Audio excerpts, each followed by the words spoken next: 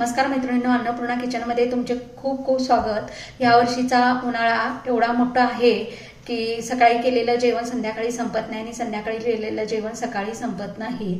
तर असं शिल्लक राहिलेल्या जेवणापासून आपण काय बनवायचं, काय करायचं हा प्रश्न नेहमीच पडतो आणि रोज रोज टाकून द्यायलाही आपल्याला नको होतं।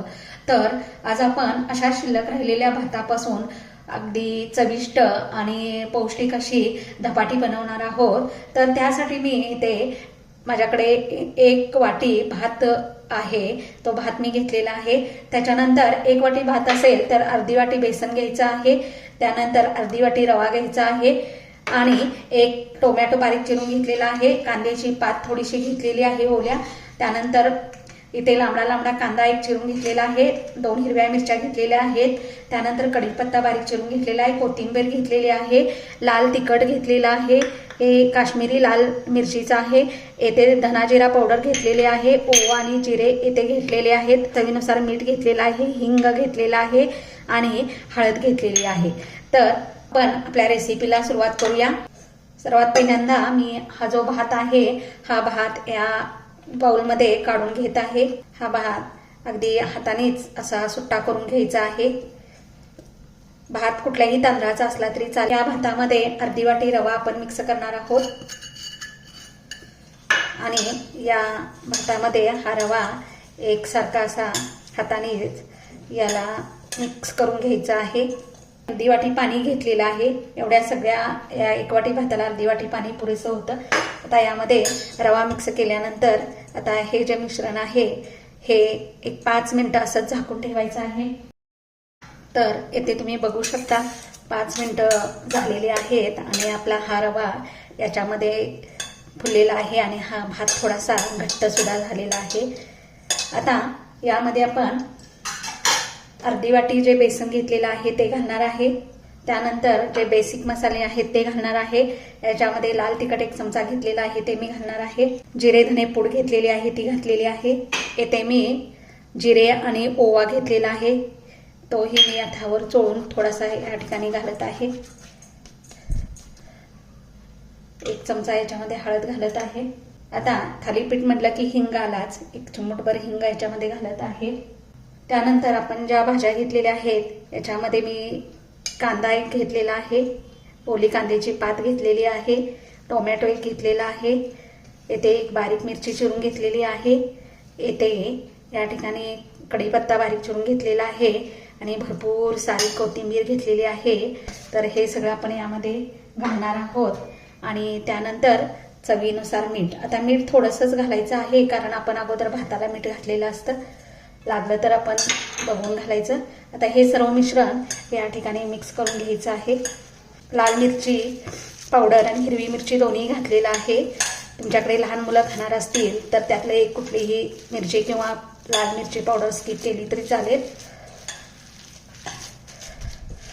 तर इथे बघू शकता मस्त असं आपलं हे मिश्रण तयार झालेलं आहे, गोळा तयार झालेला आहे।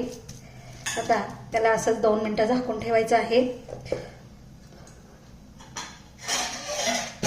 आता येथे 2 मिनिटं झालेले आहेत आणि आपलं पीठ छान असं या ठिकाणी मुरलेलं आहे। तर येथे मी पोळपाटावर एक कापड टाकून घेतलेलं आहे। येथे आता याचा एक गोळा घ्यायचा आणि या गोळ्याचं पातळ असं थालीपीठ थापून घ्यायचं आहे। हे जर हाताला चिटकत असेल तर पाण्याचा हात घेऊन याला पातळ असं मस्त या ठिकाणी थापून घ्यायचं।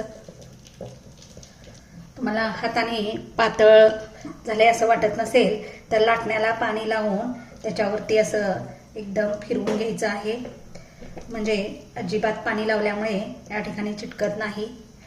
ज्या बाजूला जाड वाटते त्या बाजूने असं या ठिकाणी काटावरनी एकदम पातळ असं फिरवून घ्या।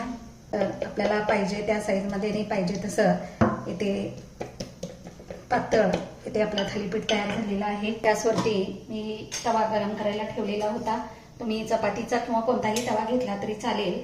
यामध्ये तव्यामध्ये थोडंसं तेल घालायचं आहे आणि या तापलेल्या तव्यावरती हे आपलं थालीपीठ असं टाकून घ्यायचं आहे। गॅसची फ्लेम मात्र यावेळेला बारीक करायची कारण आपण पापड घ्यायचं आहे त्यामध्ये। अशी फुलं पाडून घ्यायची आणि अलगद असं हे कापड आपण काढून घ्यायचं आहे. आपण जसं त्या ठिकाणी नेहमी धपाटी करतो तसं त्याला एक पाण्याचा असा चटका मारून घ्यायचा आहे आणि या पोलातनी थोडंसं तेल सोडायचं आहे. 2 मिनटं झाकून ठेवायचं आहे. याची फ्लेम मिडियमच ठेवायची आहे, कारण गॅस मोठा केला तर खालून आपलं धपाटं करपेल आणि भाजणार नाही आतून. इथे बघा आपलं हे थालीपीठ मस्त असं भाजलेलं आहे. कलर किती छान आलेला आहे ह्याला. तर इथे तुम्ही बघू शकता मस्त असं आपलं हे थालीपीठ झालेलं आहे.